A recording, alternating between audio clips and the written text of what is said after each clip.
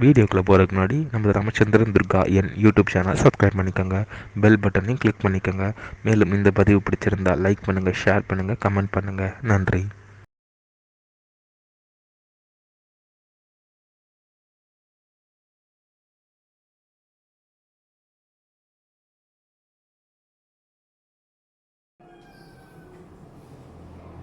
ஸ்ரீகுருப்போ நமः. ஹரி ஓம். ஸ்ரீ மகாகணாதிபதியே நமः. அனைவருக்கும் முதற்கண் கோடான கோடி நமஸ்காரங்கள், வணக்கங்கள், வந்தனங்கள். அனைவருக்கும் அன்பு கலந்த இனிய ஆசீர்வாதங்கள். நமது ராமச்சந்திரன் துர்கா என்ற யூடியூப் சேனலிலே இன்றைய பதிவானது ஸ்ராவண மாதம். இது ஆஷாட மாதம். ஆனால் அமாவாசைக்கு அப்புறமா வர்றது சிராவணம்.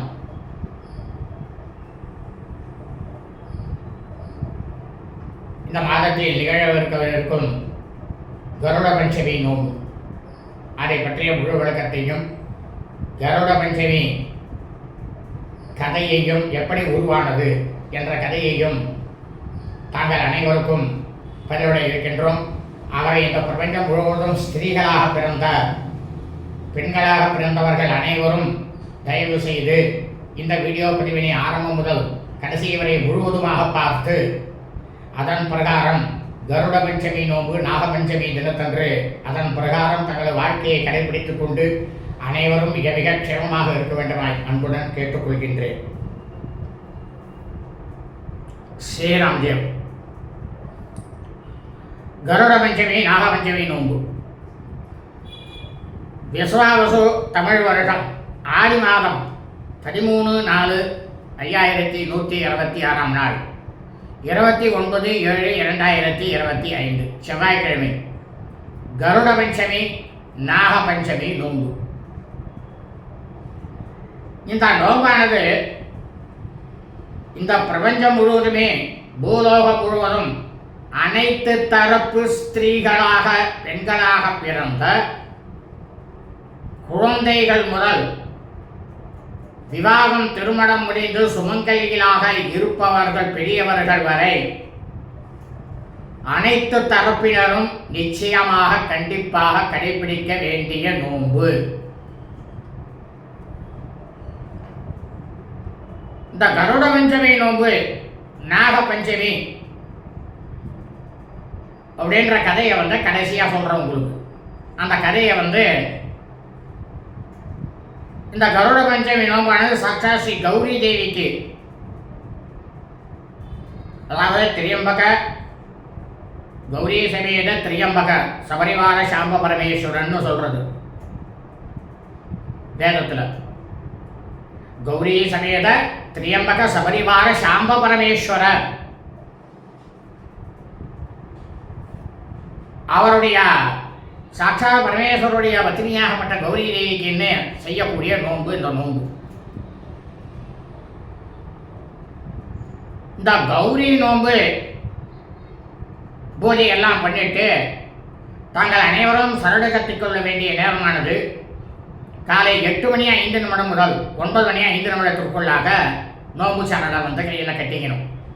நோன்பு முடிச்சுட்டு அது எப்படிங்கிறத எப்படின்னாக்கா, இந்த ஆவணி மாதத்தில் பஞ்சவிதியில் விரதத்தை அனுஷ்டானம் பண்ணணும். இப்போ ஆடி மாதம் அமாவாசை மறுநாள்லேருந்து ஆவணி மாதம் ஆரம்பம். அதனால தான் இப்போ ஆடி மாதத்தில் வந்திருக்கு. இதே ஒரு மாதத்தில் 2 அமாவாசை வருது அப்படின்னா, முதல் தேதி ஒரு அமாவாசை, கடைசி தேதி ஒரு அமாவாசை வருதுன்னா முதல்ல இருக்கக்கூடிய அமாவாசை கணக்கு கிடையாது. அப்போ அதுலேருந்து என்ன ஆகுனாக்கா ஆவணி மாதத்துக்கு தான் வரும். இதுதான் வித்தியாசம்.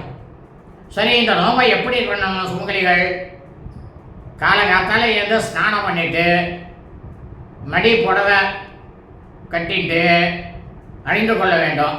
பிரமாதமாக நல்ல நம்ம பூஜை அறையில் பிரமாதமாக நன்னா இடத்த நன்னா தொடச்சிவிட்டு, ஜலம் விட்டு தொடச்சிட்டு, அந்த நம்ம வீட்டுக்குள்ள நம்ம என்னென்ன புஷ்பங்கள்லாம் வாங்கி வச்சுருக்கோமோ அதனால் அலங்காரம் செஞ்சுட்டு 5 நிறங்கள், அதாவது 5 நிறங்கள்னா 5 கலர் உள்ள கோலத்தை போடணும். அந்த கோலத்தின் நடுவில் வந்து ஒரு பலகையை வைக்கணும், மணப்பலகாயை. அது மேலே வந்து நுனி வாழை இலை சின்னதாக விரித்து போட்டு பச்சை அரிசியை வந்து அதில் போடணும். போட்டுட்டு அவாவா சக்திக்கு தகுந்தபடி உங்ககிட்ட என்ன நகை இருக்கோ, பவுன் இருக்கோ, என்ன இருக்குது, ஏது இருக்குது, வெள்ளி இருக்குது, வைரம் இருக்குது, அதெல்லாம் போடலாம். அதில் போட்டுட்டு தாமிரம் இல்லைன்னாக்க மண் இதில் செய்யப்பட்டிருக்கணும் சர்பம். அந்த சர்பத்தை வந்து அந்த ஆதிசேஷ வடிவத்தை வந்து அதில் வச்சுட்டு அரிசி மேலே வச்சுட்டு பாம்பினுடைய அந்த படம் இருக்கணும், படம் எடுக்கிறதுன்னா பாம்பு, அதுக்கு நடுவில் அப்படியே சும்மா புளியாராகவும் இருக்கக்கூடாது, மேறு மாதிரி அம்பாலாக இருக்கணும் மஞ்சளில். அதை வந்து ஒரு இலையை வந்து போட்டுட்டு வெத்தலையை வைக்கணும் அதுக்கு. அந்த வெத்தலையில் அந்த மஞ்சளை வச்சுட்டு கௌரி தேவி அப்படின்னுட்டு நினச்சிக்கணும். அப்படி நினச்சிட்டு அந்த கௌரி தேவிக்கு அலங்காரங்கள்லாம் பண்ணணும். அதை பண்ணிட்டு இந்த மாதிரி பூஜையை வந்து ஸ்ரத்தையாக யார் செய்கிறாளோ அவள் எல்லாருக்கும் அந்த சுமங்கலிகளுக்கு கௌரி தேவியானவள் உடனடியாக வரத்தை வந்து கொடுக்கறதுக்கு தயாராக இருக்காளாம் அப்படின்னு தர்மசாஸ்திரத்தில் சொல்லப்பட்டிருக்கு.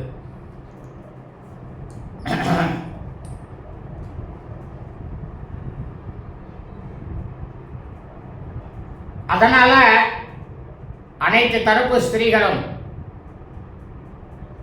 இந்த வீடியோ பதிவினை ஆரம்பம் முதல் கடைசி வரை முழுவதுமாக பார்த்து அதன் பிரகாரம் கருட பஞ்சமி நோன்பு நாகபஞ்சமி தினத்தொன்றை கடைபிடித்து சாக்ஷாத் ஸ்ரீ கருட பகவான் ஆதிசேஷன் சாக்ஷாத் ஸ்ரீ கௌரி தேவியினுடைய பரிபூர்ண கிருபா கடாட்சத்தையும் பரிபூர்ண ஆசியும் பெற்று தாங்களும் தங்களது குடும்பத்தை சார்ந்தவர்களும் மிக மிக க்ஷேமமாகவும் சௌக்கியமாகவும் சகல ஐஸ்வர்யத்துடனும் சத்சந்தான பாக்கியத்துடனும் இருக்க வேண்டுமாய் உங்கள் அனைவரையும் அன்புடன் கேட்டுக்கொள்கின்றேன். அதாவது இந்த பூஜைகள் பண்ணுறது அப்படின்னாக்க ஒவ்வொருத்தருடைய ஆத்திலேயும் வீட்டிலேயும் கண்டிப்பாக விரத பூஜா விதானம் அப்படின்ற ஒரு புஸ்தகமானது அண்ணா போட்டது. அந்த புஸ்தகம் வந்து கண்டிப்பாக ஒவ்வொரு வீட்லையும் இருக்கணும். அதில் நான் சொல்லக்கூடிய அந்த ஒவ்வொரு பூஜை கருட பஞ்சமி நோம்புன்னு பூஜையே இருக்குது. அதை பார்த்து தாராளமாக எல்லாரும் பண்ணலாம். வாத்தியார கூட்டும் பண்ணலாம், இல்லை நீங்களே கூட அதை பார்த்து படித்து செய்யக்கூடியவாளாக இருந்தால் பண்ணலாம். அப்படி எனக்கு அதை பார்த்து செய்ய தெரியாது அப்படின்னாக்கா வாத்தியார கூப்பிட்டு பண்ணிக்கிட்டோம். இந்த கருட பஞ்சமி நோம்பு விரதத்தினுடைய மகிமை, இந்த நோம்பு பண்ணுறதுல இதை பண்ணால் உங்களுக்கு எல்லாம் என்ன கிடைக்கும், அதோட மகிமை என்ன, அதைத்தான் இப்பொழுது சொல்ல போகிறோம். வியாச பகவான் மகாமாமுனிவர் இருந்தார். அவர்கிட்டேருந்து இருக்கக்கூடிய அனைத்து நூல்களையும் உணர்ந்த சௌனகர் அப்படின்ற முனிவர்களுக்கு சொல்லக்கூடிய விதமாக நமக்கு சொன்னவர் யாருன்னாக்க சூத முனிவர். அவருக்கு சூத முனிவருக்கு சௌனகருக்கு சொல்கிறார். சௌனகர் வந்து சூதமுனிவர் சொல்லி இப்போ சூதமுனிவர் நம்மளுக்கு சொல்கிறார். இந்த கருட பஞ்சமி விரதத்தை கதையுடன் சௌனகாதி முனிவர்களுக்கு சூத முனிவரும் சொல்கிறார். என்ன சொல்கிறார் தெரியுமா? உத்தமமான முனிவர்களே, கஷ்யபருக்கு மனைவியாக ஒருத்தியோட பேர் வந்து வினதை, இன்னொருத்தி பேர் வந்து கத்ரு. 2 பேர் அவருக்கு. இவ வந்து என்ன பண்ணா, தன்னுடைய சகல்கியாக இருக்கக்கூடிய கத்ருவுக்கு அடிமையாக இருந்தான். யாரு? வினதை. அப்படி அந்த வினதையினுடைய மகனாக கருட பகவான் சிராவண மாசம் பஞ்சமி திதியில் பிறந்தார். இந்த கருட பகவான் கிட்ட பலத்துக்கும் வீரத்துக்கும் தைரியத்துக்கும் அளவே கிடையாது. அவருக்கு இணையானவர்கள் யாருமே இல்லை. இந்த பூலோகத்திலையும் சரி, 7 லோகத்திலையும் சரி. அப்படின்று எண்ணும்படியாக கருட பகவான் விளங்கினார்.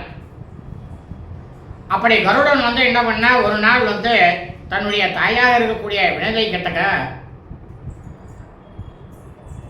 தன் தாயானவள் அடிமையாக இருக்கும் காரணத்தை தன் தாயார்கிட்ட போய் கேட்கிறார். அதுக்கு கருட பகவானுடைய தாயாகப்பட்ட வினதையானவள், மகனே, உன்னுடைய மாற்றான் தாயாக இருக்கக்கூடிய கத்ருவுக்கும் நானும் ஒரு நாள் பேசி கொண்டிருந்தோம்.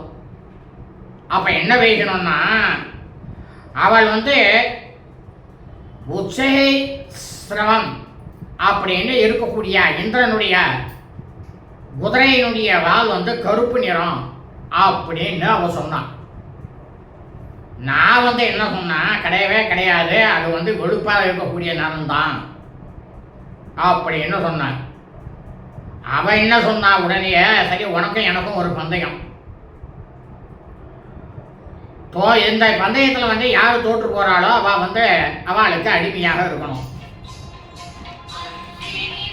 அப்படின்னு சொல்லி நானும் அதில் ஒப்புக்கொண்டேன். இந்த கத்ரு இருக்காளா,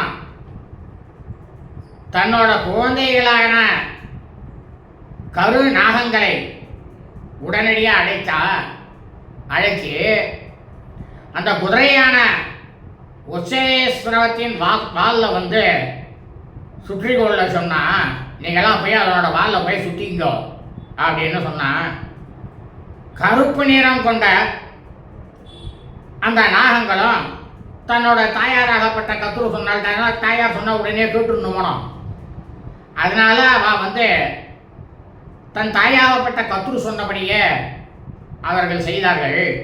நாகங்கள், இந்த கருநாகங்கள் சுற்றிய உச்சேஸ்வரத்தினுடைய வாலை கருப்பு தான் அப்படின்னு எனக்கு கத்ருவானவர் காட்டினா, நானும் அவ அவளுடைய சூதானது என்ன செஞ்சா அப்படின்றது தெரியாம, ஆமாம் ஒரு வேளை கருப்பாக இருக்கலாம் அப்படின்னு நானும் ஒப்பு கொண்டு விட்டேன். அவளுக்கு அடிமையாக நான் அந்த சமயத்தில் அப்படின்னு வினதையானவள் தன்னுடைய மகனாகப்பட்ட கருடங்கட்டக சொல்லி கூறி முடித்தார். இதை கேட்ட கருட பகவான் என்ன பண்ணார், உடனடியாக தன்னுடைய மாற்றாந்தாயான கத்ருவிடம் சென்று தன்னோட தாய்க்கு விடுதலைக்கு வழி கேட்டார்.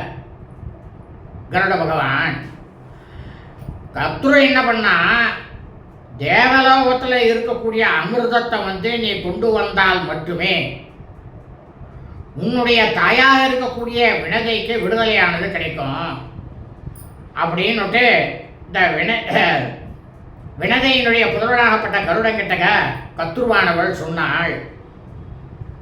உடனே கருட பகவான் கத்ரு சொன்ன உடனே, சரி நான் எப்படியா இருந்தாலும் அதை கொண்டு வந்துடுறேன் அப்படின்ட்டு ஒப்புக்கொண்டு விரைவாக கருட பகவான் தேவலோகத்தை போய் அடைஞ்சார்.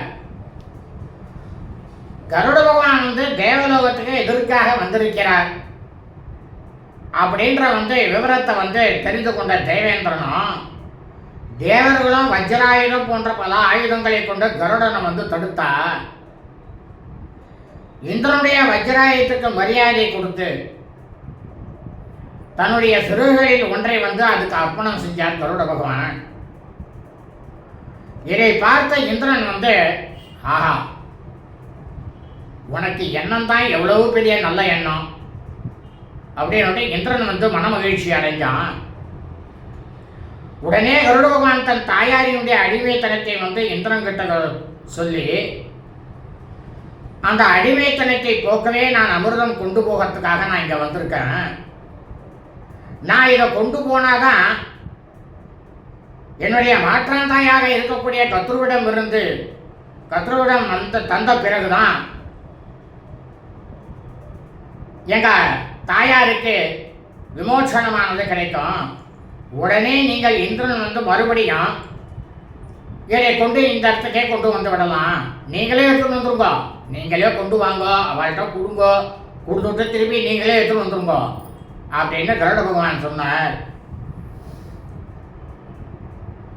அதோட இந்த இந்திரன் என்ன பண்ணார் தெரியுமா? இந்திரன் சரி நான் ஒன்று சொல்றேன். இந்திரன் ரொம்பவும் மனமகிழ்ந்து சரி நீயே எடுத்துட்டு போ அப்படின்னு கருட பகவானுக்கு அனுமதி கொடுத்த. அனுமதி கொடுத்ததோடு இல்லாம கருடனுக்கு வரங்களையும் கொடுத்தார். என்ன வரம் தெரியுமா? அத்தோட பாம்புகளை எல்லாம் நீ உணவாக உட்கொள்ளும், தாராளமாக உட்கொள்வாய் அப்படின்ற வரமும் இந்திரனாகப்பட்டவர் கருடனுக்கு கொடுத்தார். இந்த வரங்களை எல்லாம் பெற்ற அனுமதி பெற்ற கருட பகவான் அமிர்தம் இருக்கும் இடம் சென்று அதை எடுக்கும்போது அந்த இடத்துல காவல் காத்து கொண்டிருந்தவர்கள் பலவிதமான ஆயுதங்களால் கருடனை தாக்கினார்கள். ஆனா கருட பகவானம் அவர்களை எல்லாம் வென்று தேவ அமிர்தத்தை கொண்டு கத்ருவிடம் கொடுத்தார். அவளும் என்ன பண்ணா ரொம்பவும் மனமகிழ்ந்து போய் கருடனை சுபர்ணன், சுபர்ணன்னாக்க நீ இன்னும் மீண்டும் நீடோழி வாழ்க அப்படின்னு பெயரிட்டு அவனை வாழ்த்தினான். இந்த கத்ருபானவள் கருடனுடைய தாயாராக இருக்கக்கூடிய வினதைக்கு உடனடியாக இந்த கத்ருவிடமிருந்து விடுதலையானது கிடைத்தது. தன்னுடைய தாயாரினுடைய அடிமைத்தனம் நீங்குவதற்காக அனைத்து வீரம், பலம், தைரியம் இவைகளை கொண்ட கருட பகவான் சாமர்த்தியத்தையும் பணிவையும் அவருடைய அடக்கத்தையும் 1000 நாக்குகள் கொண்ட ஆதிசேஷனை விட கூறவிட முடியாது. ஆதிசேஷனாலையும் இதை சொல்ல முடியாதாம். 1000 நாக்கு உள்ள ஆதிசேஷனாலும் கருட பகவானுடைய சரித்திரத்தை சொல்லவே முடியாது. இந்த கருட பகவான் சிராவண மாதம் ஆவணி மாதம் பஞ்சமி திதியில் பிறந்தாலும் ஆவணி மாதம் வளர்பிறை பஞ்சமி என்று அமிர்தத்தையும் கொண்டு வரார். அன்னைக்கு பிறந்ததும் அன்னைக்கு, அமிர்தத்தை கொண்டு வரதும் அன்னைக்கு.